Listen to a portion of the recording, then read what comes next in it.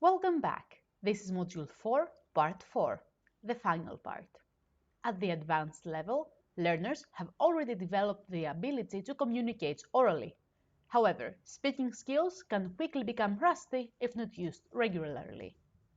The challenge for teachers is to find ways of presenting topics of discussion and keeping the students interested and engaged. There is nothing so dull as working down a list of questions from 1 to 20. Fortunately, digital tools have ways of changing the order in which the questions come up for discussion. Let's have a look at some of our favorite solutions. One very useful tool for randomizing speaking prompts is WordWall. Here you can see a set of questions about elections using WordWall's feature Random Cards. The same speaking prompts can be hidden in a box or in a random wheel at a click of a button. Now let's have a look. So here we are on WordWall. With a free account, you can create a maximum of 5 resources, but you can change the content quite easily, so you can continue to reuse the same resources pretty much indefinitely. It is also possible to switch between linked formats so that the same content is presented in a different way. Of course, a subscription allows you to create more resources and you get more features and formats than what's available with the free version. Let's set up our activity. I am going to start by clicking on the Create Activity button. As you can see, there are a lot of different formats to choose from. Here, there are the options for the free, trial, and then you have the premium one. I am going to go for the random cards format. Here. And now we need to add some questions. I have a set of questions ready to go here in Word. Of course, you can create your own lists and adapt them according to the level of your learners and the topics you wish to discuss. I'm going to copy-paste them in the box here.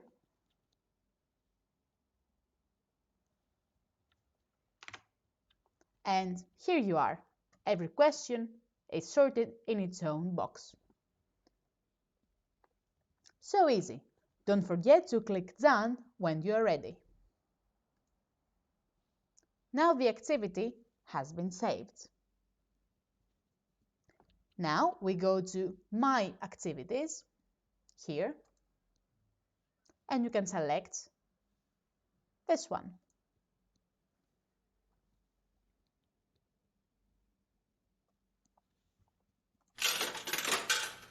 These are the words,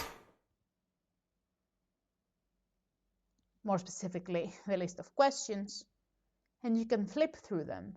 So you can open one, discuss it, and then go to the next one.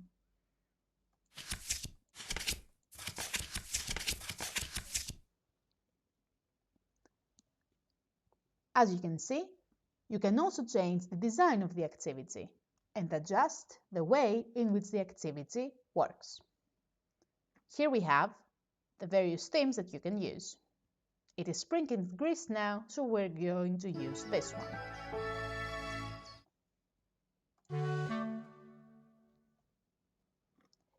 You can choose your design and play around as much as you wish.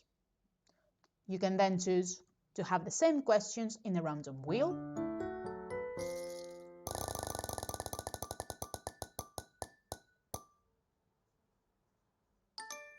in Open the Box,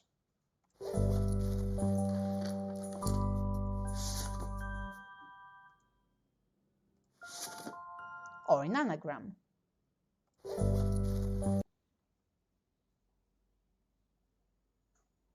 Okay, so we have our activity all set up. Let's go with the random cards again. Now we need to share it with our learners. First, we have to click the Share button over here. You can title it as you want,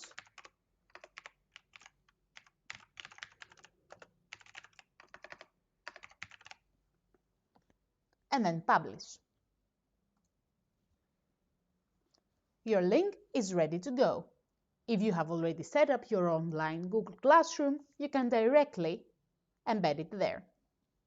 Or you can copy the link and send it to an email or chat box.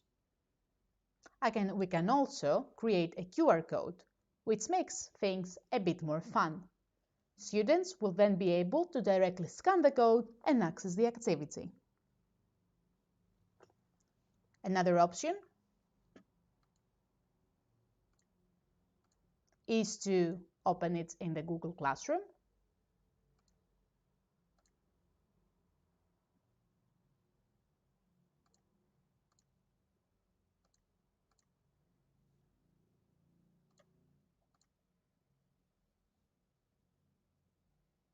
And there it is, directly uploaded. You can then assign it to all of your class. And if I want to edit the contents of the game, we can click on Edit Content. So then you will be able to change your questions depending on the unit you are teaching or fix any mistakes you may spot. So you can delete the text you have and then type a new one. Be careful. Do not delete the activity as you are not allowed to create another new one to replace it. So when it's gone, it's really gone. So, word wall. Definitely worth checking out if you don't already know it. One other speaking prompt that has been proven to be popular with advanced learners is dice discussions. Take 36 questions and number them in base 6 from 11 to 66. Share the board with your learners. Then, the students throw dice, 2 dice. They can be real or digital. The numbers on the dice determine the question that has to be discussed. So, here is a demo on how you can play the game using digital dice. Open the digital dice of your choice and then roll. You can select the number of dice here. For this game, we need 2. Play cast, and here we have 5 and 5. We will not check the sum, which is 10, but 55 instead. You can of course adapt it as you wish. So we have question 55. We go to our list of questions and then our students have to answer this one. You can of course adapt your own list of questions according to the level of your students. Have fun! WordWall can be used to create games for other learners of other levels as well. Beginners, for example, could use word search or matching games to improve the vocabulary. Intermediate learners could have a go at solving anagrams and other quizzes.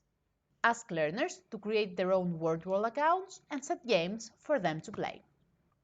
A wonderful way to absorb the material they have been using. There are many other platforms that you can use to create games for your learners. Those include Kahoot, Bamboozle, and That's5P. For more information on how to use the first two, check the good practices that we have created and that can be found in our Fit4DigiLinE project website. This is the Fit4DigiLinE website. You can go to Resources, and there you will find the best practices that you can download in your computer. Here is an example.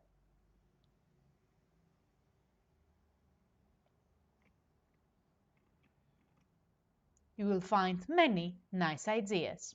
You can also print it and distribute it as flashcards to your learners. You'll find lots of other good ideas on teaching languages with digital tools there as well. For more ideas about creating flashcards and quizzes, you can check our Module 2 of the MOOC, the online course that you have been watching. So, we have seen that games can be used to help learners of all levels, encouraging them to put the target language into use in a non-threatening and fun way. And digital tools offer a great way to create and share engaging games with your learners. We hope that you have now been inspired to use some of the ideas that we have presented in this module. Have some fun!